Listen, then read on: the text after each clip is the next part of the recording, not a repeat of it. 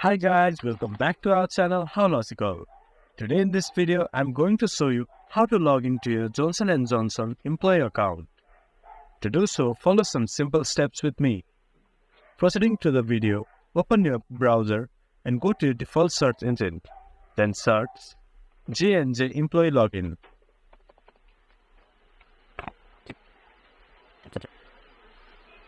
Down you can see Johnson & Johnson portal.jnj.com. Press on it. Then enter your email or username. Then enter your network password. Then press login. Then you should be able to log into your Johnson & Johnson employee account. This much for today's video. If you guys find our video helpful, please leave a like and comment. And do not forget to subscribe our channel and hit the bell icon. I'll see you guys again in our next video. Thank you.